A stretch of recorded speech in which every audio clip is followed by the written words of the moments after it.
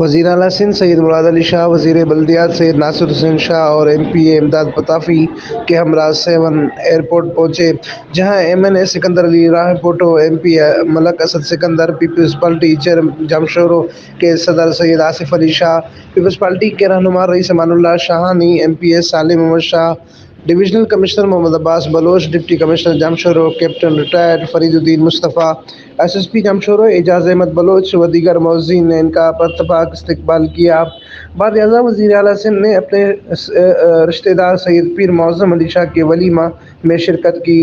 وزیر اعلیٰ سندھ سید مراد علی شاہ نے اینٹ لگا کر 7 قلعے کی بحالی کا سنگ بنیاد رکھا۔ تقریب سے بحیثیت مہمان خصوصی خطاب کرتے ہوئے وزیر اعلیٰ نے کہا کہ پاکستان پیپلز پارٹی کے چیئرمین بلاول بھٹو زرداری نے 27 فروری 2022 سے قائد اعظم کی مزار سے لانگ مارچ کرنے کا فیصلہ کیا ہے، جو کہ انشاءاللہ تعالی اسلام آباد تک جائے گا۔ تقریب میں انڈومنٹ ٹرسٹ کے عہدیدار، مقامی سیاسی، سماجی اور محکمہ ثقافت کے سینئر افسران نے شرکت کی۔ بعد ازاں وزیر اعلیٰ سندھ سید مراد علی شاہ نے سید عبداللہ شاہ انسٹی ٹیوٹ آف میڈیکل سائنس پہنچ کر انسٹی ٹیوٹ میں جدید ٹیکنالوجی سے قائم 24 بستروں پر مستقل آئی سی یو وارڈ کا افتتاح کیا۔ قلعے کے حوالے سے 7 کی رچ ہیریٹیج کے حوالے سے اس علاقے کی انشاءاللہ اس کو بھی ہم دیکھیں گے،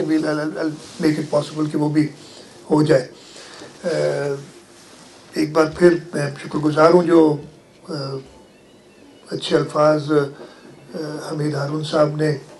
ہماری سندھ حکومت کے لیے کہے ہیں۔ ہاں، ہماری کوشش یہی ہے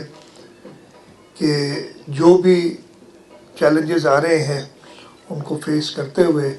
کوشش کریں کہ پورے سندھ کے لوگوں کی خدمت کریں، اور ہم سندھ کو ایسی جگہ بنائیں جو کہ ہمارے یہ سب سے امیر ترین صوبہ ہوتا تھا